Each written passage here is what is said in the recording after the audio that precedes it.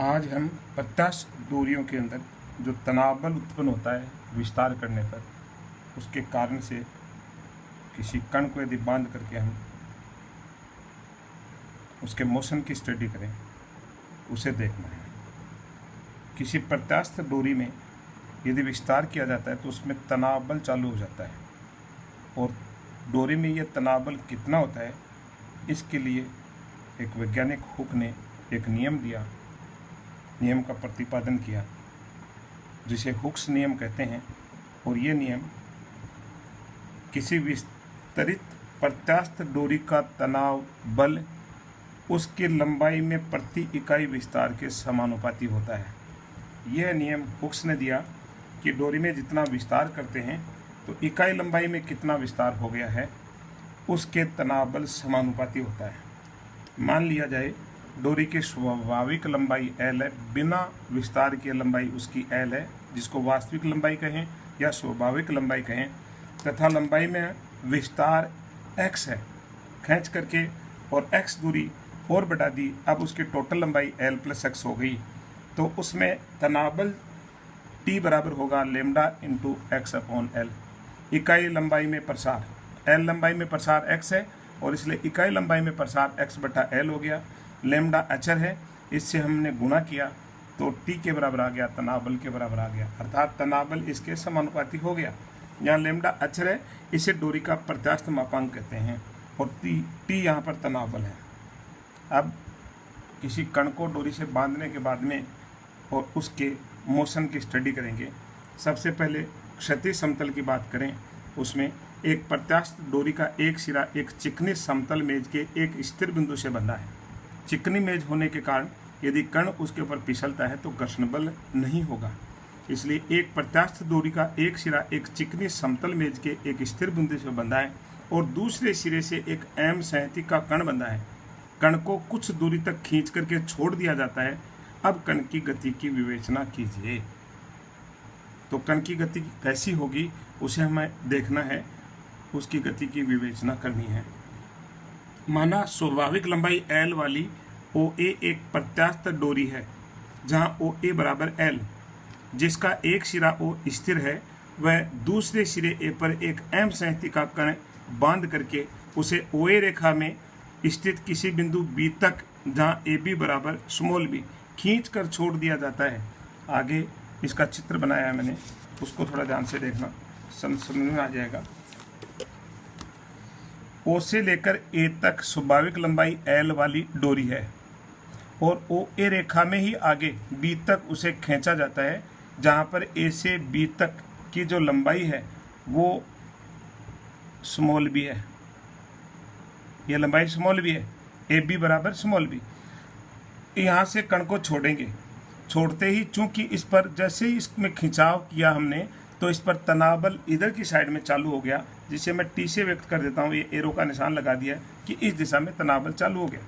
जैसे जैसे उसका विस्तार बढ़ाएंगे, चूंकि तनाव बल लंबाई के अंदर इकाई लंबाई में जो प्रसार है उसके समानुपाती होता है। प्रसार जब बढ़ेगा तनाव बल बढ़ेगा। तनाव बल इस x के समानुपाती है, तो जैसे जैसे x बढ़ाएंगे तनाव बल बढ़ता जाएगा। तो हमने यहाँ से B तक खींचा, अब B पर तनाव बल O की तरफ लग रहा है, और जैसे ही कण को छोड़ेंगे O की तरफ जब बल लग रहा है तो कण B से O की तरफ रवाना हो जाएगा। माना किसी समय T पर वह P बिंदु पर पहुंचता है, B से शुरू हुआ, और किसी समय T पर वो P बिंदु पर पहुंचता है जहां AP बराबर x है। उस समय इसका डोरी में विस्तार जो है वो x है, तो P पर तनाव बल जो कि O की तरफ लग रहा है, माना T है तो T बराबर लेमडा x/L। जैसा कि हमने तनाव बल की परिभाषा पीछे पढ़ी है कि जो प्रसार है उसमें पूरी लंबाई का भाग दे दिया, लेमडा से मल्टीप्लाई कर दिया, तनाव बल के बराबर आ गया।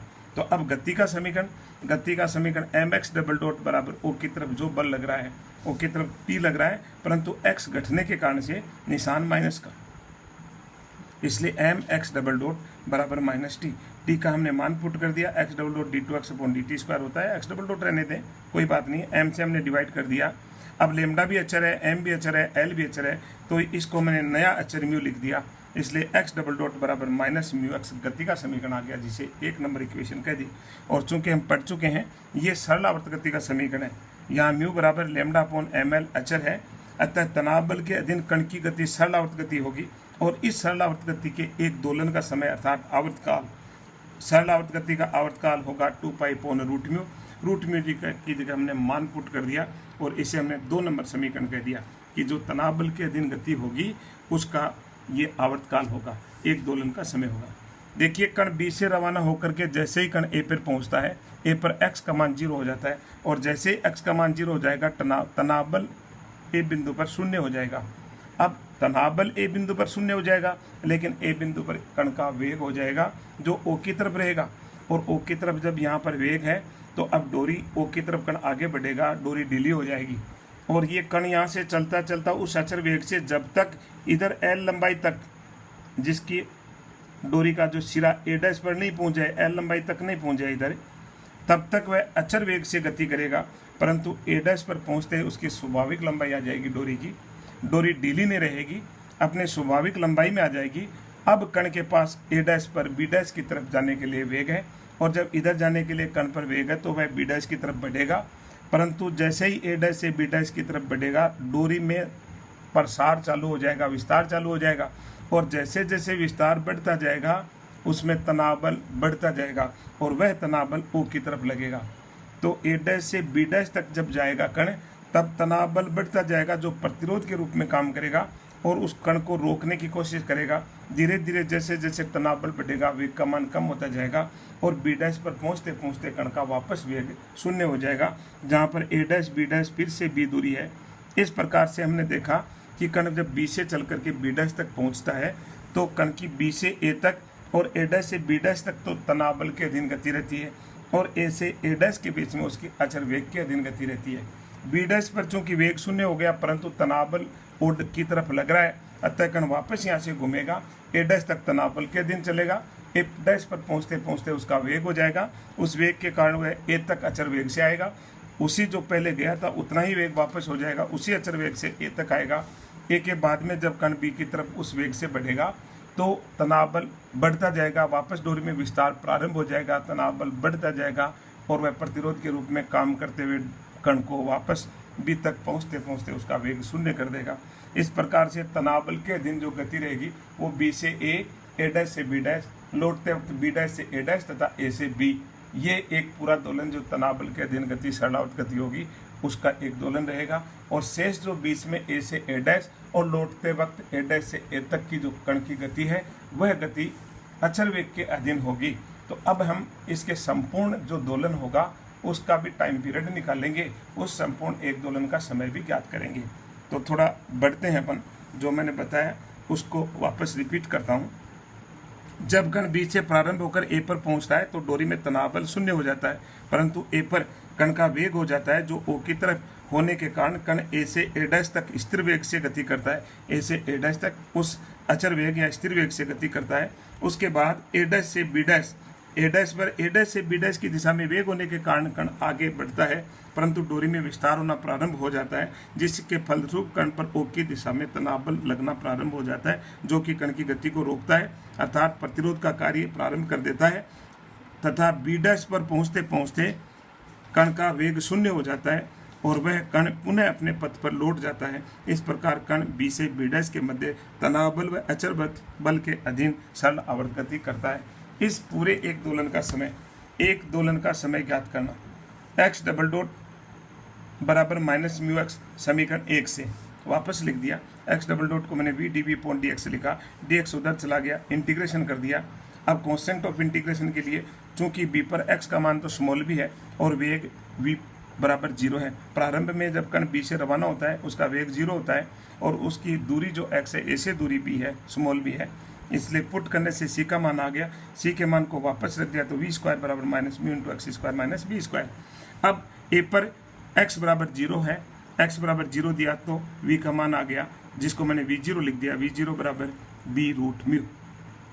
इस प्रकार अचर वेग से कण A से A' तक तथा लौटते वक्त पुनः A' से A तक गति करता है, जिसका समय निकालना है। तो अचर वेग से जब कोई कण गति करता है तो चाल बराबर दूरी बटा समय, न्यूटन का जो नियम है उसको शॉर्ट फॉर्म, चाल बराबर दूरी बटा समय निकालना तो दूरी में चाल यानी वेग का भाग लगा दिया, t बराबर d/v। d कितनी है?